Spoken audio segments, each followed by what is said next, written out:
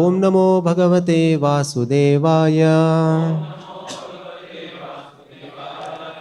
Reading from Srimad Bhagavad Gita as it is. Chapter 6, Sankhya Yoga, text number 32. Atmaupamyena sarvatra samam pashyati Arjuna sukham va yadi va dukkham sayogi paramo mataha. Translation and purport by His Divine Grace A.C. Bhaktivedanta Swami Srila Prabhupada ki jai. Translation. He is a perfect yogi who, by comparison to his own self, sees the true equality of all beings, both in their happiness and distress, O Arjuna. Purport by Srila Prabhupada. One who is Krishna conscious is a perfect yogi. He is aware of everyone's happiness and distress by dint of his own personal experience. The cause of the distress of a living entity is forgetfulness of his relationship with God. And the cause of happiness is knowing Krishna to be the supreme enjoyer of all the activities of the human being. Krishna is the proprietor of all lands and planets. The perfect yogi is the sincerest friend of all living entities. He knows that the living being who is conditioned by the modes of material nature is subjected to the threefold material miseries due to forgetfulness of his relationship with Krishna. Because one in Krishna consciousness is happy, he tries to distribute the knowledge of Krishna everywhere. Since the perfect yogi tries to broadcast the importance of becoming Krishna conscious, he is the best philanthropist in the world, and he is the dearest servitor of the Lord. Na tasmat kaschid me priyakrat tamaha. In other words, a devotee of the Lord always looks to the welfare of all living entities, and in this way he is factually the friend of everyone. He is the best yogi because he does not desire perfection in yoga for his personal benefit, but tries for others also. He does not envy his fellow living entities. Here is a contrast between a pure devotee of the Lord and a yogi interested only in his personal elevation. The yogi who has withdrawn to a secluded place in order to meditate perfectly may not be as perfect as a devotee who is trying his best to turn every man toward Krishna consciousness. Thus ends the Bhaktivedanta Prabhupada. Verse 30. For one who sees me everywhere, sees everything in me, I am never lost, nor is he ever lost to me. That's all. How you can be lost of Krishna? That is sada sadabhava bhavita. So if you practice your life in this way, never lost to Krishna, so at the time of death, you are sure to go to Krishna. Where you are going? You are not lost to Krishna. Kaunteya pratijanihi name bhakta pranasya. And Krishna promises, my dear Arjuna, my pure devotee is never lost. So don't be lost to Krishna. That is perfection. That is perfection. Simply don't be lost to Krishna. You can forget all things, but don't forget Krishna. Then you are richest. People may see you are a very poor man, just like Goswamis. They adopted very poor life, mendicant. They were ministers, very opulent, very honorable gentlemen. Rupa Goswami, Sanatana Goswami, learned scholars, rich men, ministers. In every respect their social position so high. But they accepted these mendicant. Takvatu nammasi samandala patisaning. That Goswami prayer you will find. Tatvatu namase samandala patisaning sadatu chavat. Just like most insignificant, they gave up everything. Bhuttvadina ganesako karunaya kopina kanthasito. Kopina kanthasito, just one underwear and loin cloth, that's all. they become accepted the poorest way of life. But how they could live? If a very rich man accepts such poor condition of life, he cannot live. We have seen it. If one is habituated to high standard of life, if you immediately lower his standard of life, he cannot live. But they lived very happily. That is stated. Gopi bhavarasa dilahari kallola magno moho bande rupa sanatana ragjugo sri jivago. They were richest by dipping themselves in the ocean of loving affairs of the gopis. So, if you simply think of the loving affairs of the gopis for Krishna, then you are not lost. There are so many ways. Don't be lost to Krishna. Then you are successful. Then Krishna will also not be lost and he will not be lost. God. Purport. A person in Krishna consciousness certainly sees Lord Krishna everywhere, and he sees everything in Krishna. Such a person may appear to see all separate manifestations of the material nature, but in each and every instance he is conscious of Krishna, knowing that everything is the manifestation of Krishna's energy. Now one who sees a tree, he is philosopher. Krishna conscious person is philosopher. If he studies, what is this tree? He sees the tree is a material, he just got a material body, just like I have got this material body, but he is a living entity. Due to his past misdeeds, he has got such abominable body that he cannot move him. But his body is material, and material means the material energy. And material energy, whose energy? Krishna's energy. Therefore the tree has got Krishna connection. And the tree as living entity is part and parcel of Krishna. So in that way, if you discuss philosophy, Krishna consciousness, you see, don't see the tree, you see Krishna there. That is Krishna consciousness. You don't see tree, you see Krishna. That is Krishna consciousness. So you have to practice like that. That is yoga practice. That is samadhi. No. Nothing can exist without Krishna, and Krishna is the Lord of everything. This is the basic principle of Krishna consciousness. Krishna consciousness is the development of love of Krishna, a position transcendental even to material liberation. This consciousness, this studying of the tree as Krishna's energy, as part and parcel of Krishna. Why? You take account of the tree so nicely, because you have love of Krishna. Just like you love your child, and your child is away from your side, you find the shoes of your child. This is the shoe of my child. Do you love that shoe? No, you love that child.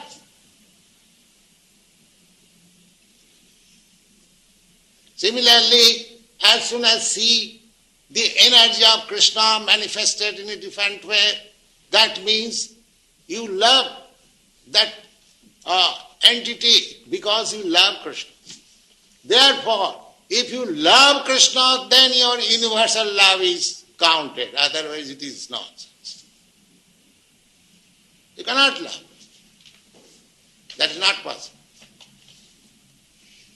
If you love Krishna, then the word love, universal love, so many things, as we very much advertise. And if you don't love Krishna, then you see, here is my American brother, and the cow is my food. because you do not love the cow. The cow is American and my brother is American. My brother is good and the cow is food. This is my universal love. Why? But a Krishna conscious person, he sees, oh, here is a cow, here is a dog. It's a part and parcel of Krishna. By somewhere or other he has got a different body than me. But that does not mean he is not my brother. So how can I kill my brother? That is Krishna's love, due to Krishna's love. The Krishna love is so nice. All perfection. If there is no Krishna love, there is no question love. It is all nonsense. There cannot be any love without Krishna consciousness. Yeah. It is the stage after self-realization, at which the devotee becomes one with Krishna, in the sense that Krishna becomes everything for the devotee, and the devotee becomes full and loving Krishna. An intimate relationship between the Lord and the devotee then exists. In that stage, there is no chance that the living entity will be annihilated, nor is the personality of Godhead ever out of sight of the devotee. How he can become out of sight? He sees everything in Krishna and Krishna in everything. Everything in Krishna and Krishna in everything. Then how can he lose sight of Krishna? Yeah. To merge in Krishna is spiritual annihilation. A devotee takes no such risk. It is stated in the Brahma Samhita, I worship the primeval Lord, Govinda, who is always seen by the devotee, whose eyes are anointed with the pulp of love. He is seen in his eternal form, Shyam Sundar, situated within the heart of the devotee. Shyam Sundar. This is Shyam Sundar, the Kartamashai. Shyam Sundar. Premanyana Surita Bhakti Vilochanena Santas Sadaiva Hridayesu Vilokaya Yang Shyama Sundaram Machinta Gunasarupam Govindam Adipurisham Tamang Bhaja. So one who has developed this love of Krishna, he sees Shyama Sundar, the Kartamashai, always within his heart. That is perfection of it. Kartamashai, I have given that name. Of course, he is Shyama Sundar. Yes. All right, then next paragraph. At this stage, Lord Krishna never disappears from the sight of the devotee, nor does the devotee ever lose sight of the Lord. In the case of a yogi who sees the Lord as Paramatma, within the heart the same applies. Such a yogi turns into a pure devotee and cannot bear to live for a moment without seeing the Lord within himself. That's all.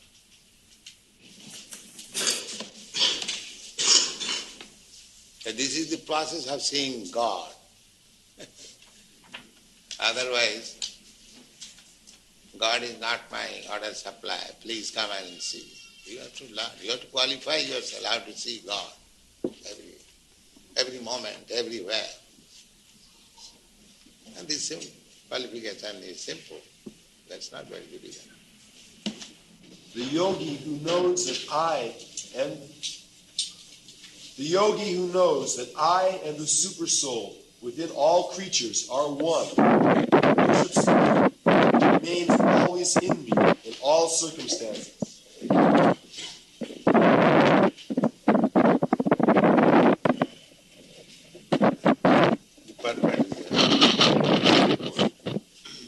A yogi who is practicing meditation on the Supersoul within himself sees this plenary portion of Krishna as Vishnu, with 4 hands holding conch shell, wheel, club, and lotus flower. This picture, Vishnu picture, that is the objective of concentration for the yogi. That is real yoga. And this Vishnu manifestation is Krishna's plenary portion. In the Brahma Samhita, it is said, Jak karunarnavajale bhajati sma juga nidramananta jagadanda saroma kupa sa Vishnu mahan sa yajasya kala visesha govindamadi purusham tamahang bhajami. I worship Govinda, the prime Lord, Govindam Adi Purusham. Purusham means the Lord is male, angel. Adi, the original. Govindam Adi Purusham Tamahang Bhajami. And who is that Govinda? Now, whose only one plenary portion is Mahavishnu. And what is the function of Mahavishnu? Jasaika nisasita kalam athavalamba jivanti loma vilaja jagadannanatha. In every universe, there is a chief living entity who is known as Brahma. Brahma is the original person in each universe. So, the life of Brahma or the life of an universe is existing only on the breathing period of Mahavishnu. Mahavishnu is lying on the causal ocean, and while he is exhaling, millions of universes are coming as bubbles, and they are developing again. And when he is inhaling, millions of universes are going with him. So that is the position of this material world. It is coming out and again going. Bhutya bhutya praliyate. In the Bhagavad Gita also it is said that these material universes are being created at a certain period and again become annihilated. Now this creation and annihilation is depending on the exhaling and inhaling of Mahavishnu. Just imagine what is the caliber of that Mahavishnu. But that Mahavishnu is said here, Jasaika nisasita kalamathavalamba jivanti loma vilaja jagadannanatha Vishnu mahan sahiya jasya kalabhisesa. This Mahavishnu is plenary portion of the plenary portion of Krishna. Krishna is the original. Govindamadi Purusham Tamaham. So, this Mahavishnu again enters into each universe as Garbhodakshay Vishnu. And from Garbhodakshay Vishnu, there is Kirodakshay Vishnu. That Kirodakshay Vishnu is entering in the heart of every living entity. In this way, the Vishnu manifestation is all over the creation.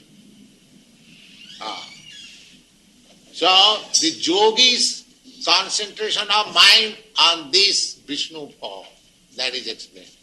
That Vishnu, who is all pervading, who is Ishara Sarva Bhutanam Riddesha Arjuna Tishtati. In the Bhagavad Gita you will find that Mahavishnu, that Kirodakshay Vishnu is sitting in everyone's heart. Now yogi has to find out where he is sitting and concentrate his mind there. That is the yoga process. Wow.